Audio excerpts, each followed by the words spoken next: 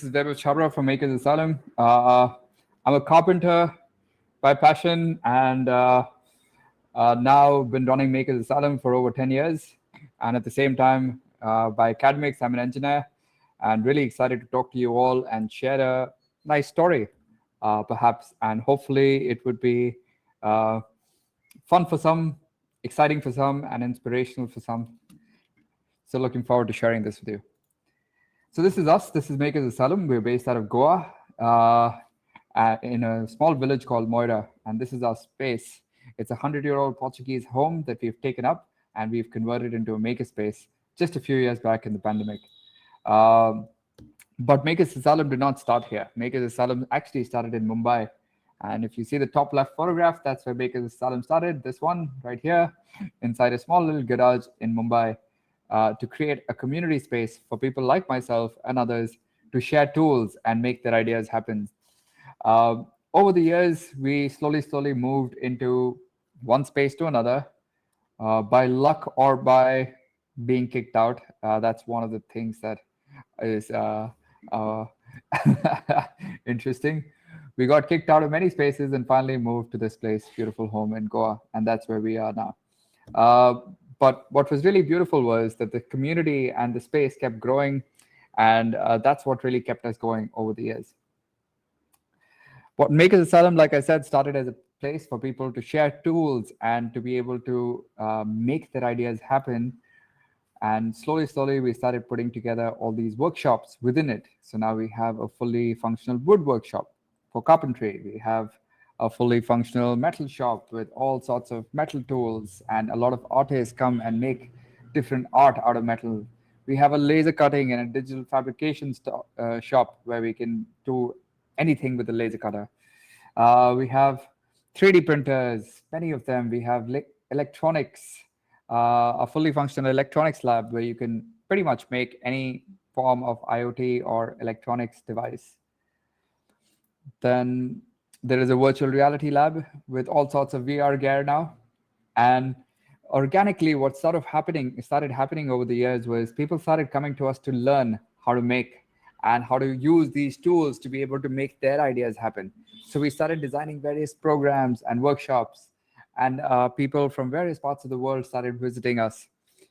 We have two main programs now. One of them is called the SDG School, which is focused on frugal innovation, design thinking, learning how to make stuff with their own hands, prototyping, using all these tools to make your ideas happen, but focus on the sustainable development goals. So sort of channeling all of that energy towards solving solutions for the planet. And this started almost 6 years back as a small initiative, but now various partners like UNESCO, UNDP, United Nations, everyone's supporting it. It was also one of the programs that got presented to the French president, so it's got a lot of traction in that way. It's happening again in February, and there will be followed by a residency in Goa for project acceleration. So if you're part of it, it's going to be quite fun. We've done this program in various shapes and sizes and formats, primarily in Mumbai. It used to happen physically, and then after that, it also happened in Paris for many years. And now it happens in a hybrid format where part of the program happens digitally or virtually, and part of the program happens in Goa at our home over here. The other program that we do is called Innovation School. Innovation School is focused on teenagers, 13 years and above, to learn about all sorts of great tech like drones, CAD, IoT, design thinking, making all sorts of stuff, 3D printing, laser cutting. You learn about all the cool stuff, and then you make an idea that you really care about. So it's a two-part program. Again, you learn virtually with us, and then you come down physically to our space in Goa. So this is all what we've been doing. And all this methodology of ours has been focused on three main things: design thinking, jugaad, and making. That's it. That's our secret sauce right there for all of you.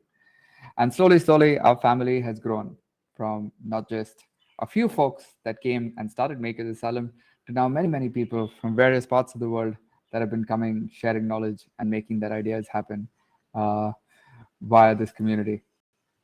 We have alumni in over 30 countries now. So it's gone way beyond. Uh, and via this, and thanks to various media, Makers Asylum started to get known as this really interesting innovation hub of a sort in Mumbai and now in Goa. We've done a lot of projects, but I'm not here to talk about that. I'm here to talk about a very, very beautiful initiative called the M19 Initiative. But hey, we did everything from making a recycling lab inside on wheels called the Plastic Safari for Hindustan Unilever, where you can actually go and recycle plastics and use that to make new products. And it was completely designed and made at Makers Asylum. We've created a textile lab for women artisans in Jaipur to learn about different crafts.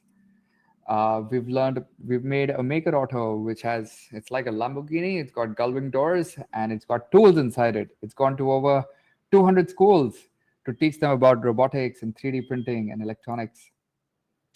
It's also designed and made at the asylum.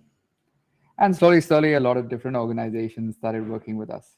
And what's beautiful is a lot of beautiful startups came out of our space very organically. Anything from Spandan, who used to make skateboards and is a seaplane pilot, and we started making these beautiful, amazing skateboards, to Orangewood Labs that created a 6-axis robotic arm that went to Y Combinator and now has raised millions of dollars and was at CES this year presenting the robots. Okay, all of this was going on. And then in 2020, as you guys know, the big lockdown started to happen thanks to COVID-19. And everything had to shut down. I'm sure all of us remember that very, very sad time when pretty much the entire country was in a lockdown. Nothing was moving. Everyone was at home and all businesses had to shut down. So just like that, our business also had to shut down. And this story is a little bit about that. It's about what did the maker community do in the pandemic. So when the lockdown happened, initially, first thing that we did was not go back home. We all packed up our bags, just a few of us in the beginning, and moved inside Makers Asylum to think about what are we going to do. It's rather better to be around our tools than to go back home at this time. So let's stick around our tools and see what we can do during this crazy time.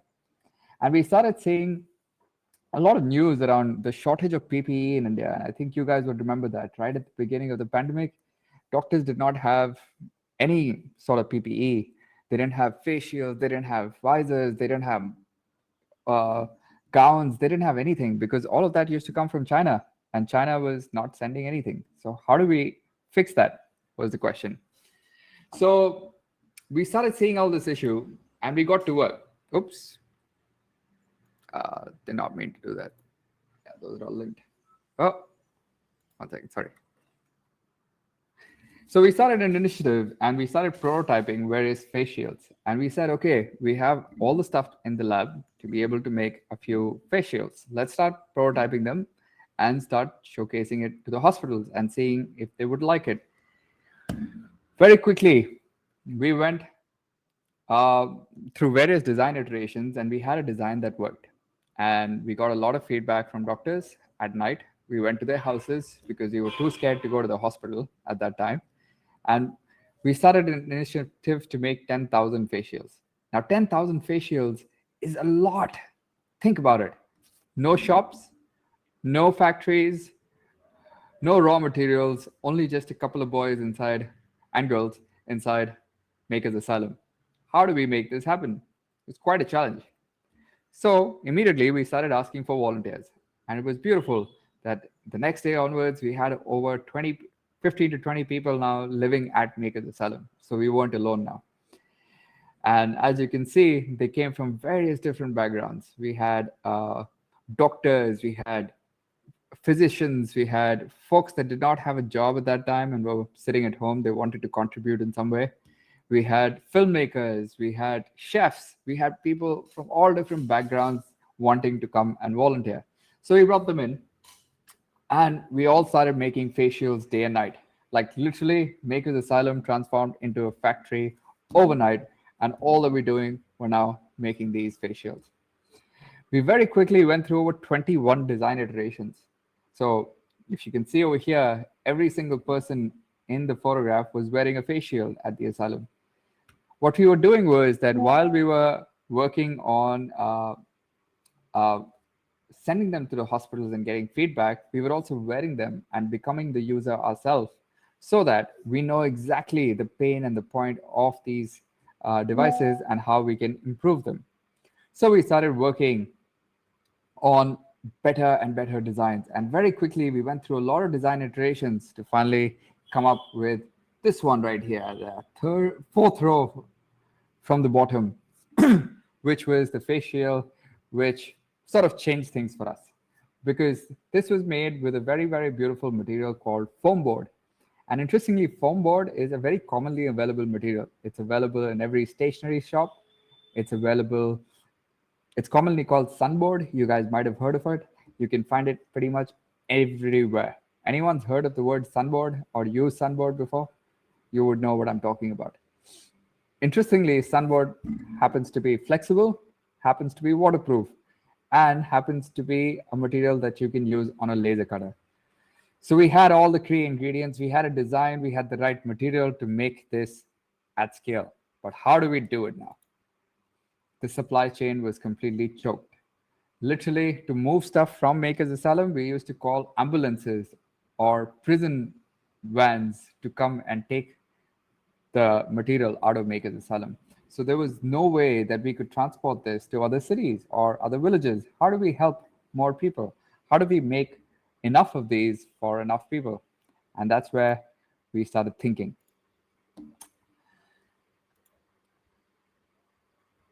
First thing that we did, we open sourced the design. We sort of made everything available completely free of cost for everyone to steal and to take away and start making it. We made videos on how to make a lab, on how to set up your lab to start making these face shields. We started making videos of how to keep safe while making these face shields wherever you were.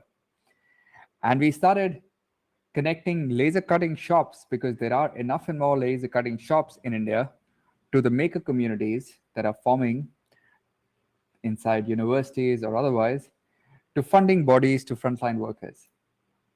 And what happened after that was really beautiful. We had people from different parts of the world reaching out to us very quickly. And we went from just one lab to 42 labs in a matter of 49 days. 42 cities, towns, villages joined the force. Everyone from BBC News to NDTV to all the other media platforms started talking about this initiative. It pretty much went viral over this time. We went from 4 volunteers to 300 volunteers in a matter of few days. And we went from 0 face shields to 1 million face shields in a matter of 49 days. Just to put that into perspective, it took us 15 days to make the first 100,000 face shields. It took us the next 7 days to make the next 100,000 face shields. And towards the end, we were making over 100,000 face shields a day. And how this happened was this. You can see the yellow line, that was Maker's Asylum since the beginning. That was consistently producing its face shields as it could. But what was beautiful was that the other labs started joining in. When the other labs started joining in, they brought more intelligence, they brought more experience, they brought more different ideas. And some of them, as you can see, were faster and better than Maker's Asylum. And that was really beautiful because when Maker's Asylum wasn't making face shield, we were making even more face shields by activating more labs. And that was such a beautiful point, that the impact that was being created via this. And we got to learn a lot through this process. Not only were we sharing now, but we were also learning from all the other labs on how to improve our processes and how to make those face shields better and faster. This went on to be published in various books, and of course, all sorts of doctors and police personnel started sharing their photographs with us of how they were loving the face shields and how they were comfortable and how they really kept them safe at this time. And that was such a touching experience for a bunch of makers that tried to create these in different parts of the country. Like I said, the team was completely interdisciplinary. They weren't all engineers. They were people from all different backgrounds, like artists, musicians, chefs, doctors, that all got together to make this happen. And towards the end, we had over 300 volunteers from across the country contributing towards creating the million facials. This went on to become a case study at various universities, including Cambridge University and a national case study by OSMS in the United States. And recently, a paper came out by MIT as well on the same, so which is quite amazing.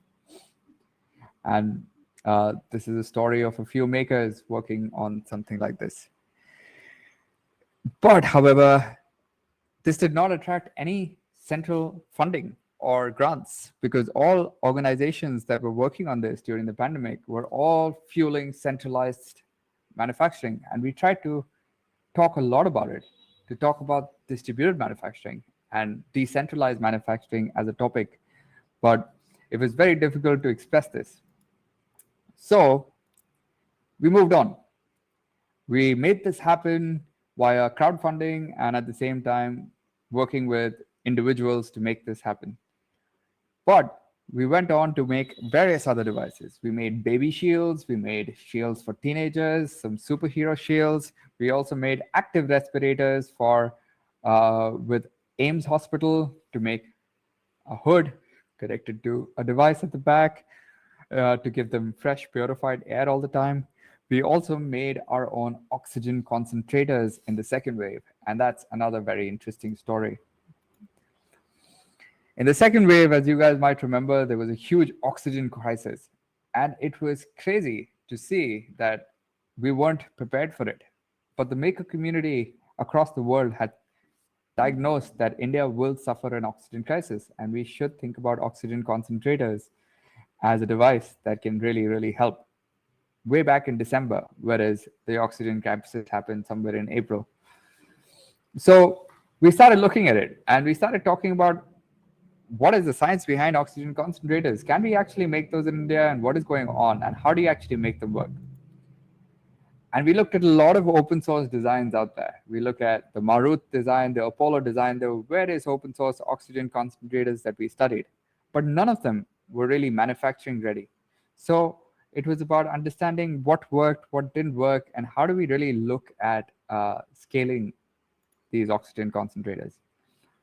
So we started a small team, once again, to work on openly innovating on an oxygen concentrator. Again, everything was open source, and the idea was to get people together to work on creating a virtual R&D lab, open R&D lab. And very quickly, over 600 people contributed towards this initiative from various parts of the world this time, not just India, to help India and us create these open source oxygen concentrators. We went through, just in a matter of 4 weeks, we went through 4 prototypes, and finally had a working one that was ready to go on for testing. And this is the one at the end. That's our final design. We call it the M1902 once again, based on the M19 Initiative. And M19 stands for Makers Fighting COVID-19, basically. That's about it. So this is how it looks like. This went on to get certified and get its limits right in terms of producing approximately 15 liters per minute at 95% oxygen concentration. And the way an oxygen concentrator works is really beautiful, because it takes regular air and removes the nitrogen from it, and hence gives you concentrated oxygen. The way that we made this happen was actually thanks to the diving community in Goa. Because if you think about it, when scuba divers go underwater, they change the air mixture inside their tank sometimes, and it's called nitrox diving. So we were able to take a lot of inspiration from scuba divers and find most of the parts from the scuba diving equipment shops to be able to build this using completely locally available materials in India. While we were doing this, a lot of other labs that took this design then and started making their own versions in their own cities, towns, villages, once again. And over 7 organizations were able to take that to scale. This project was then funded by various other beautiful organizations that really supported us in the crisis and understood the importance of open R&D and open innovation. This time, Cambridge University, Schmidt Futures, Intuitive Foundation, Resolve, Fab Foundation all funded it. Sadly, all foreign foundations, but it was still beautiful to get the support internationally.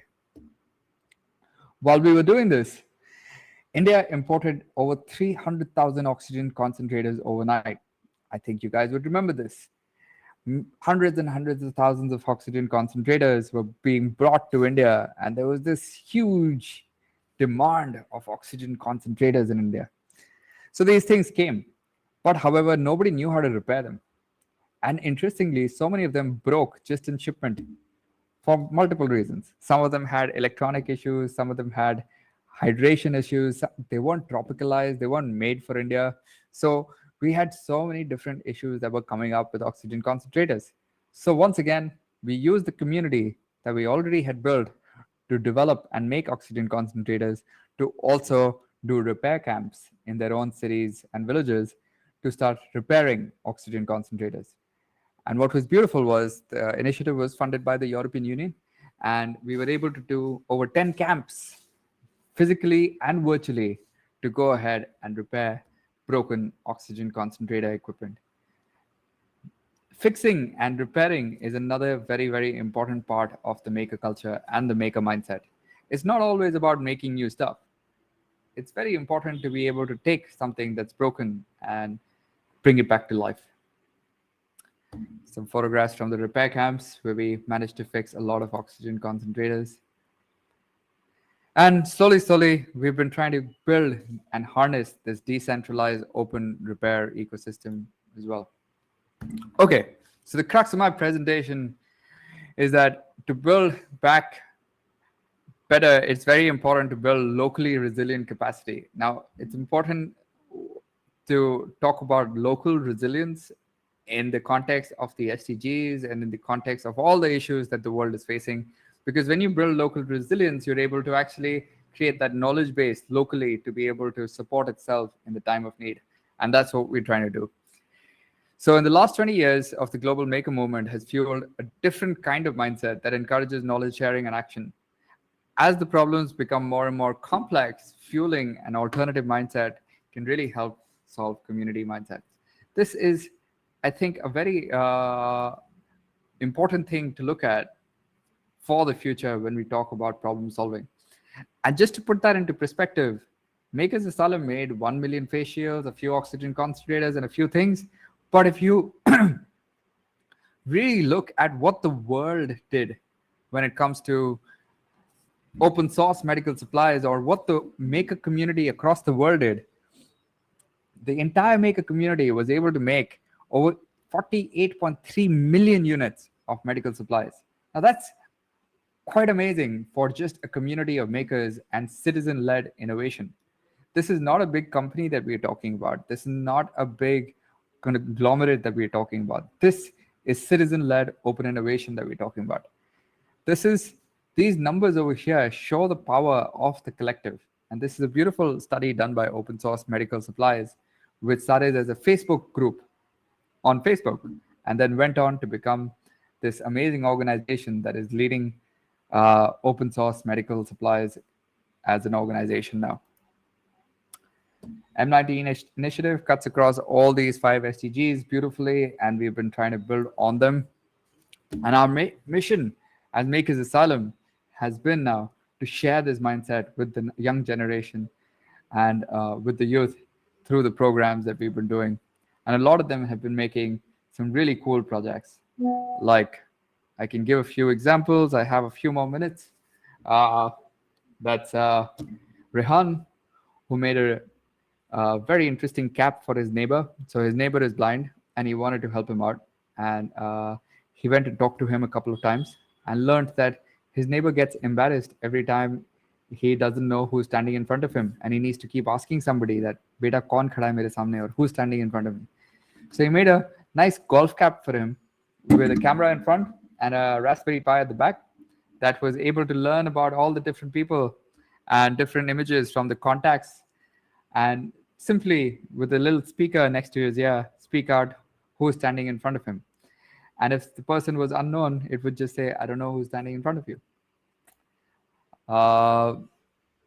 Kavya is working on this very interesting automatic compression belt for her grandfather, because her grandfather has a very interesting, a very common disease rather, called postural hypertension, where when he wakes up in the middle of the night, he gets low BP and falls down. So to avoid him falling down, one way to do that is by using a compression belt that a doctor told her about. And the way it works is that you have this compression belt on your waist, and then when you wake up immediately, your blood pressure is dropped. So the compression belt sort of compresses your stomach a little bit to increase your blood pressure so that you don't fall down or stabilize in that time. And she made this during the Innovation School program once again, and has been doing a lot of research in that field. Sifat, another one of our Innovation School talents, she's about 14 years old, and she's been working on creating projects around autism because her brother has autism. So she's created a brand for her brother. So every time his BP rises or shows signs of autism, it notifies the teacher and his family that, hey, there is an attack coming, so be prepared. Just like that, there are many other students doing very, very cool projects, from Varsha making this home automation system for her plants, to Dhaman making BAT, which is ultrasonic based walking stick, to the other team that's working on reducing the water consumption at home. I mean, they're doing some very beautiful different projects. Oh, this is another very cool one. Trishit, he had a problem. He hated pigeon nets, because if you think about it, in Bombay and other parts of the world, there's a lot of issues with pigeons coming and pooping inside the balcony. And the only way to stop that is pigeon nets.